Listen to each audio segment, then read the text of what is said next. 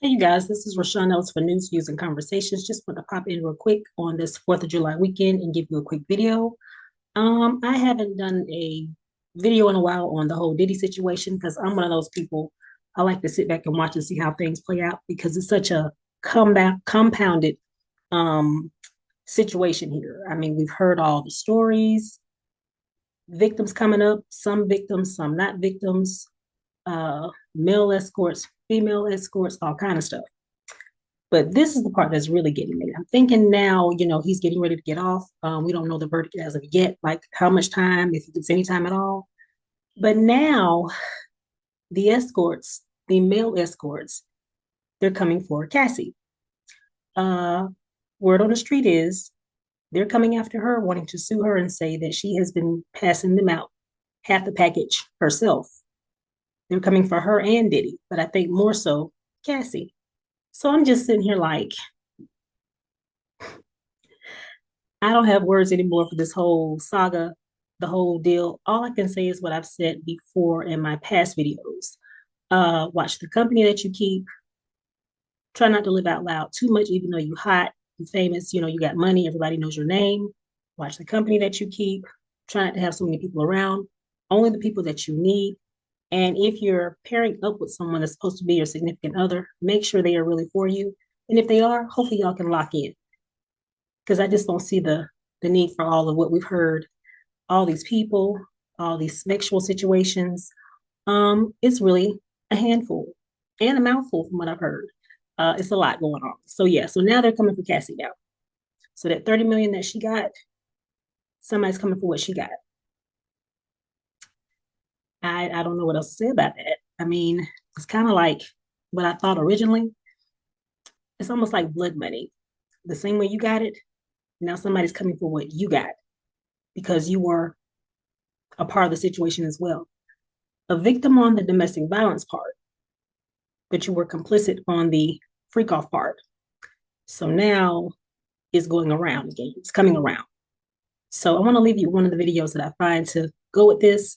And hopefully if Diddy is getting out, I think they're saying they're going to do a verdict by October. Hopefully this will be his second chance to know who to fool with this time and who not to fool with. Because clearly the whole world has seen it, and now he knows for sure none of those people were even your friend. They were just there for what they could get. And now that the getting is whatever is gone, or just, I do believe a few of them might show back up. Now they think, okay, you're out. What can I get now? So hopefully he learns from this and finds out and really sees none of these people were my friend. Get in trouble and see who shows up for you.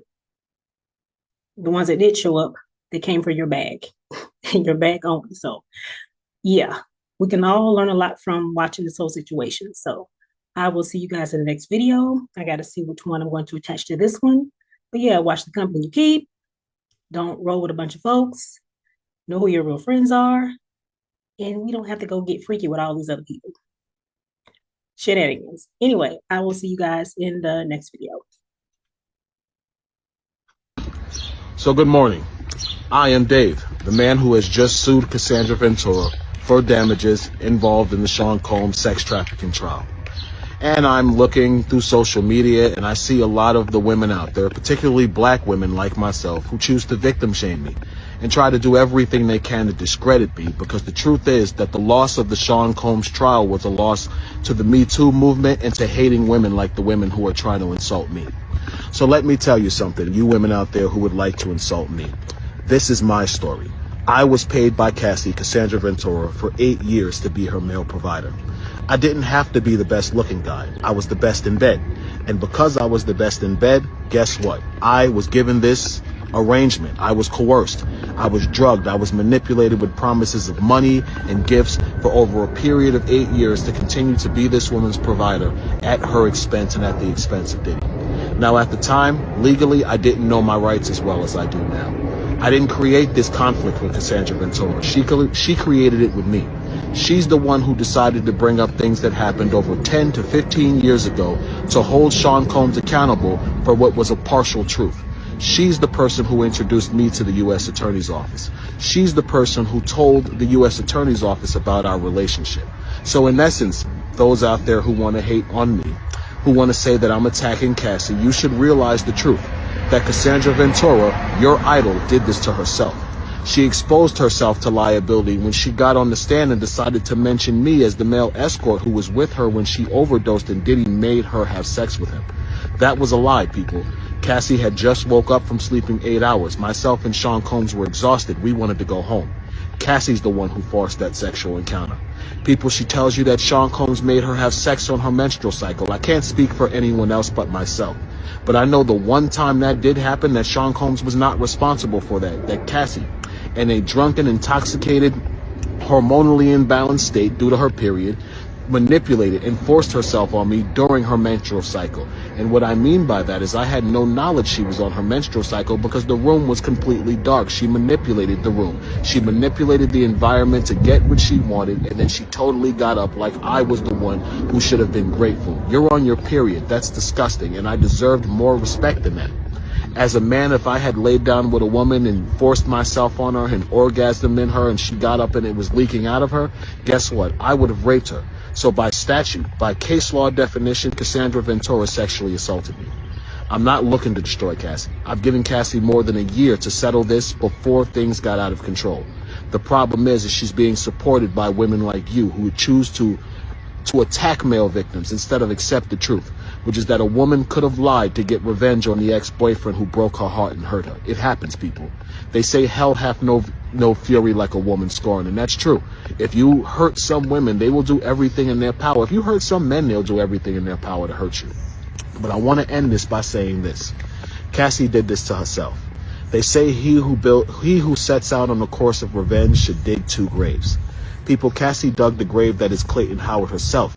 Cassie got on the stand trying to destroy Diddy. She should have took her $20-30 million and walked into the sunset, people. She should have never gotten on the stand and created further liability for herself by telling more of the lie that she created to get this man sent to prison for his life.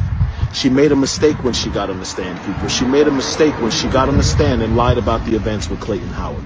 Clayton Howard is a victim of Cassandra Ventura. Clayton Howard didn't ask to be in a relationship with Cassandra Ventura while she was sleeping with numerous men per week. I get it. You all think I was a nasty male prostitute sleeping with women, all different women all the time. It actually didn't work like that. To have certain types of people that can pay you that well, what you really have to do is you have to focus on people who are affluent. And affluent people don't engage in activities like that. So I might have had a client once a month. The truth is I was only a male escort for 2 years. I continued in the profession because Cassie and Diddy continued to pay me very well. And I was an ex-con. I needed money. Yes, I was trapped in the situation. I'll admit that. I didn't know what to do. But does that mean I should be victim shamed because the same thing that happened to women all the time happened to me as a man? No. And for those women out there, for you black women who choose to shame me as a black man for telling my truth, you should be ashamed of yourself. That's really pretty much all I have to say. You will not see me too much in the media. I don't need the public to believe me. I just need a jury of my peers and 12 people to believe me in the court. And thanks to the testimony of Cassie during the trial of Sean Combs, I have that. Thank you for watching. Stop victim shaming. Thank you. So this story just took a turn that nobody saw coming. A male escort is now suing Cassie. Yes, the same Cassie who has been at the center of the Diddy scandal, for allegedly giving him an STD and aborting his child without telling him. According to TMZ, the man's name is Clayton Howard, though he claims he went by Dave during the alleged encounters. And here's where it gets wild. He says he worked for Cassie and Diddy for over 8 years and participated in what he's calling freak-offs. We're talking multiple partner sexual sessions, often arranged by Diddy himself. During one of these sessions, Clayton claims he caught an STD from Cassie. And that's not even the most shocking part. He's also alleging that Cassie got pregnant by him while he was in prison for a parole violation, and then aborted the baby without telling him. When she eventually confessed, she was emotional, crying, and he says he forgave her, but the damage was already done. Now here's where the internet is split down the middle. Some people say, give this man the same respect you give female victims. They believe he has the right to tell his story, regardless of how he looks, what his profession is, or whether Cassie was the victim in another situation. One comment reads, just because he's not light-skinned and pretty like Cassie doesn't mean he's lying. And honestly, that's a fair point. But on the flip side, others are giving him serious side-eye. They're saying, you were an escort. You were paid. You went back multiple times. And now, suddenly, you're a victim? Some think this lawsuit is just a clout-chasing cash grab, now that Cassie's case with Diddy led to a reported multi-million-dollar settlement. And then there's the group that doesn't believe anyone in this triangle. One person wrote, "So Cassie victimized you, but Diddy didn't? Make it make sense." Another added, "Diddy was just watching anybody's private parts. No standards, just vibes." The internet has zero chill. And then there's the aesthetics discourse. Because let's be real, people are calling out his appearance more than his actual claims. He got the face only a mother could love.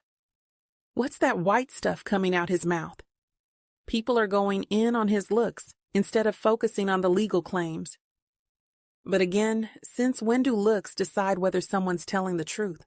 There's also this running theme online that Cassie might not be the helpless victim many believed.